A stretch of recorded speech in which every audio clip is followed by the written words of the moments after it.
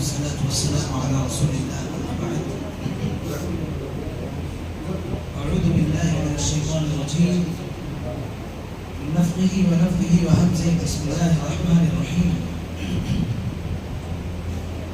ليس البر أن تولوا وجوهكم قبل المشرق والمغرب ولكن البر من آمن بالله واليوم الآخر والملائكة والكتاب والنبيين. اللہ تبارک و تعالیٰ نے سورۃ البقرہ کی آیت نمبر 177 میں فرمایا کہ نیکی صرف یہ نہیں ہے کہ تم اپنا چہرہ مشرق یا مغرب کی طرف، صرف اتنا ہی نیکی کا کام نہیں ہے. اصل نیکی کیا ہے؟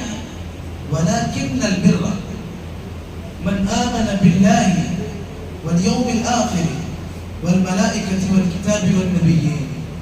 اصل نیکی یہ ہے کہ تم اللہ پر، آخرت کے دن پر اور اللہ کے فرشتوں پر، کتابوں پر اور نبیوں پر ایمان لاؤ. ایمان کا تعلق دل سے ہے.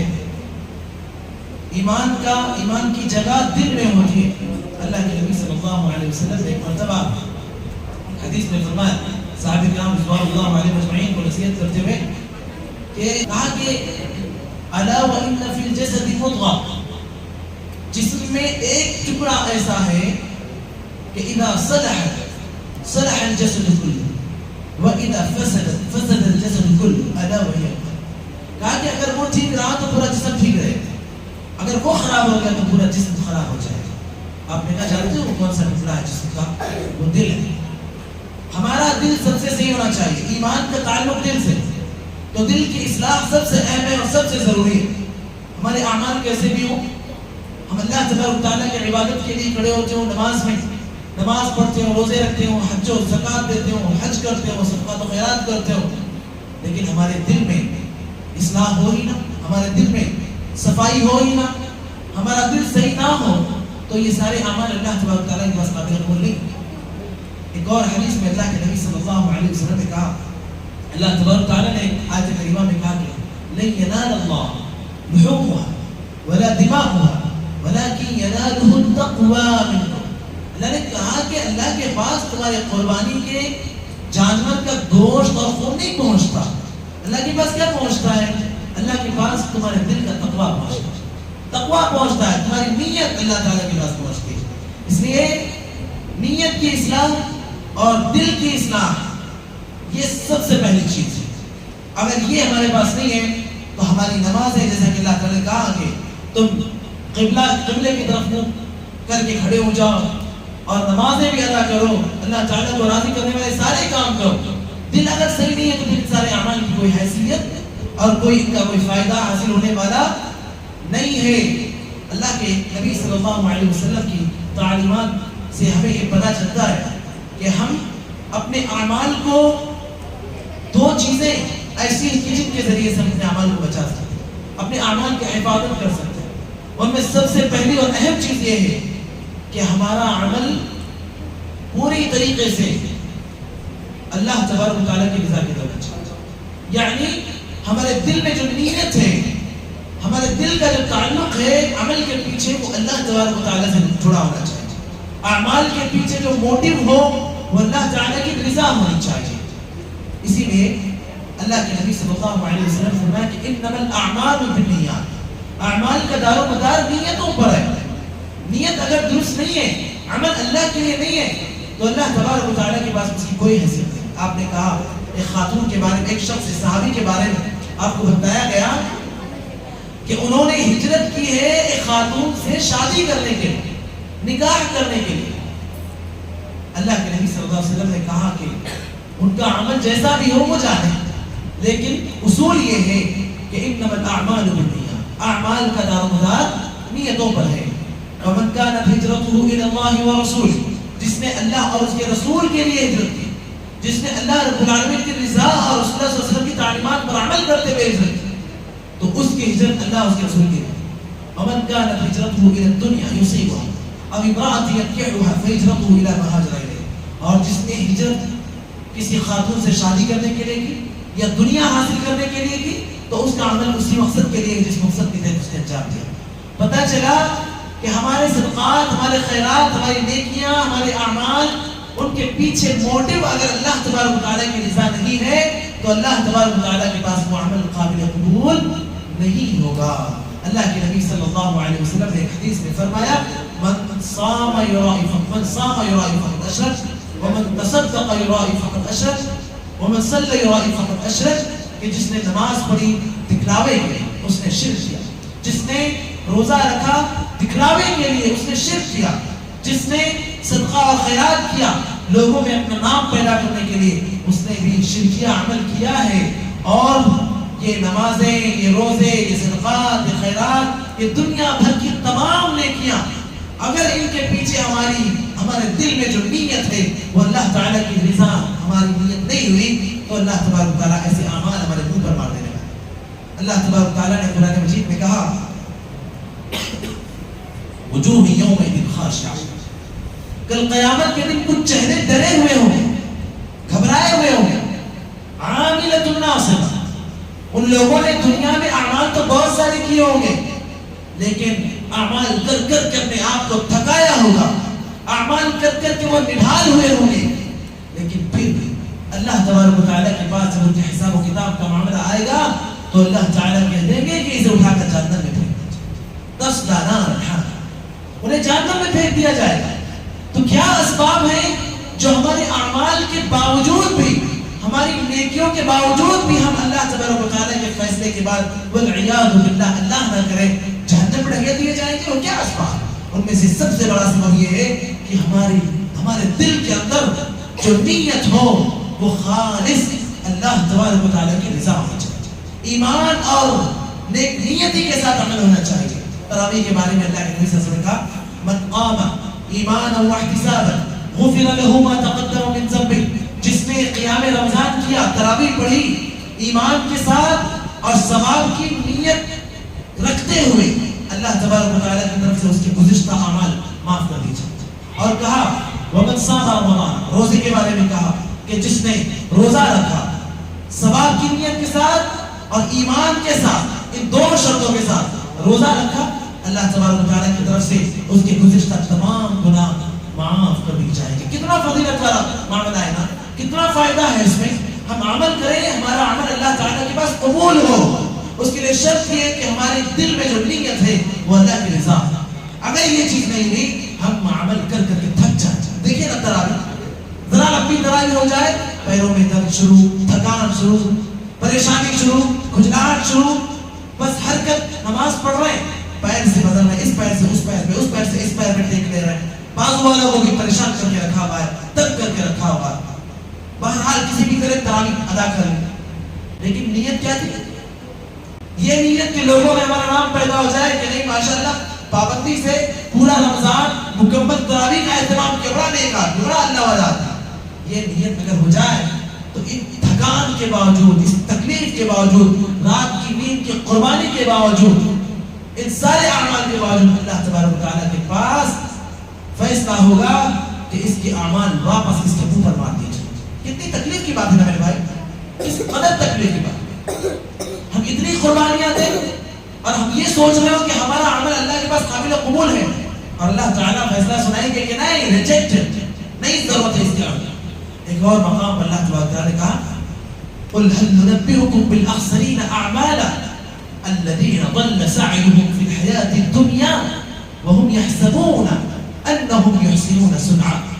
کہ اللہ نے کہا کہ کیا ہم تمہیں نہ بتائیں اس اعمال کے اعتبار سے سب سے زیادہ گھاٹے میں کون ہے؟ سب سے زیادہ گھاٹے کون ہے؟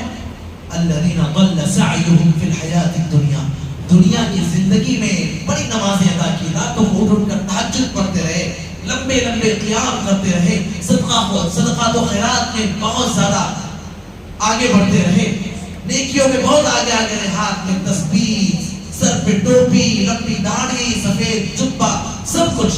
لوگوں میں یہ معمول رہا کہ دامن بھی چھوڑ دو تو فرشتے وضو کریں.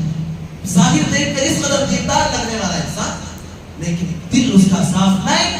اللہ تبارک و تعالیٰ کے پاس اللہ کہتے ہیں کہ الذین ضل سعیہم فی الحیاۃ الدنیا، ان کی دنیا میں کی بھی ساری نیکیاں، ساری کوششیں برباد ہو جائیں. وَهُمْ يَحْسَبُونَ أَنَّهُمْ يُحْسِنُونَ صُنْعًا. دنیا میں رہتے ہوئے اس کے ذہن میں یہی ہوگا کہ میں تو بڑا اچھا کام کر رہا ہوں، بڑا اچھا کام کر رہا ہوں، بھائی روزے رکھ رہا ہوں، تراویح پڑھ رہا ہوں، نیکیاں کر رہا ہوں، صدقات و خیرات کر رہا ہوں، بڑا اچھا کام کر رہا ہوں. یہ بات ذہن ہے، لیکن نیت خالص نہیں ہونے کی وجہ سے اللہ تبارک و تعالیٰ کی وجہ کی طرف سے اس کے اعمال مردود قرار دے دی جاتی ہے. اس لیے میرے بھائیوں، ہر نیک عمل کے پیچھے ہمیں اپنی نیت کی اصلاح کرنا بہت ضروری ہے، ہمیں اپنے دل کی اصلاح کرنا بہت ضروری ہے. اللہ تعالیٰ نے کہا لَيْسَ الْبِرَّ أَن تُوَلُّوا وُجُوهَكُمْ قِبَلَ الْمَشْرِقِ وَالْمَغْرِبِ. تم مشرق اور مغرب کی طرف چہرہ کر کے کھڑے ہو جاؤ، محض نیکی یہ نہیں ہے. نیکی تو اصل یہ ہے کہ تمہارے دل میں ایمان ہو، تمہارا دل پاک اور صاف اور شفاف ہو، اللہ تعالیٰ کی رضا تمہارے ہر عمل کا موٹو اور مقصد ہو، یہ نیکی.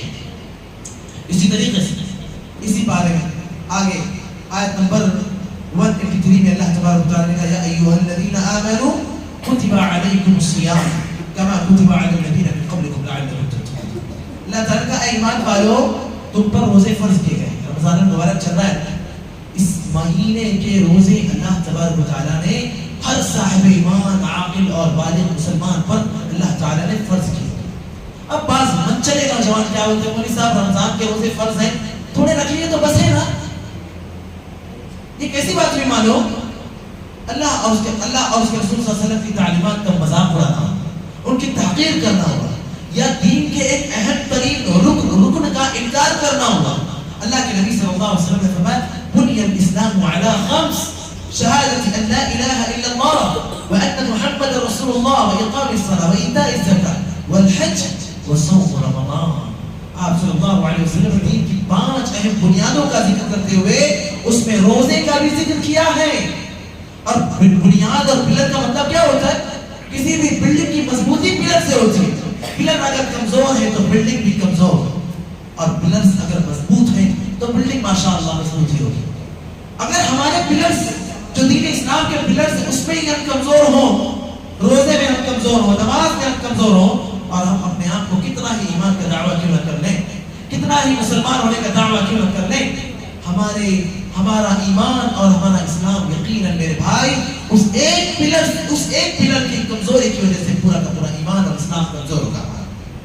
ہم سچے اور پکے مسلمان اور مومن نہیں بن سکتے. اس لیے یہ عمل ہماری زندگی کا لازمی جز بننا چاہیے. ابھی دوسرا رمضان چل رہا ہے، ماشاءاللہ نوجوان اور سارے لوگ بڑے جوش و خروش سے روزوں کا اہتمام کر رہے ہیں.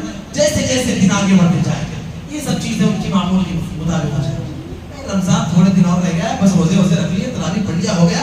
اب پھر اپنی زندگی کے معمول میں نعوذ باللہ من ذالک، پھر اپنے کانوں میں ایئر فون ٹھوس لیا، پھر نعوذ باللہ موبائل فون کے اسکرین پر قرآن مجید کی آیات کے بجائے فلمی گانے، فلمی سین، فلمیں، سیریل اور نہ جانے کیسے کیسے فحش ویڈیوز. کیا رمضان صرف جوش دکھانے کے لیے کہ شروع میں جوش دکھا کر مسجدوں میں بھر جائے اور مسجدوں میں جگہ رہ جائے؟ ذمہ داران اس فکر کے ساتھ کہ مسجد میں جگہ کم پڑ رہی ہے آپ کے لیے انتظامات کریں، اور پھر یہ صورتحال پیدا ہو جائے کہ لوگ سارے مسلم غائب. رمضان 2-4-10 دن کے لیے آتا ہے کیا؟ پورا 1 مہینہ ہے رمضان جس میں روزوں کا اہتمام کرنا ہے، روزوں کی پابندی کرنا ہے. اگر ایک روزے کا اہتمام بھی کوئی نہیں کرتا، اللہ کے نبی صلی اللہ علیہ وسلم کہتے ہیں کہ جان بوجھ کر بغیر کسی عذر کے کسی نے رمضان المبارک کا ایک روزہ بھی چھوڑ دیا،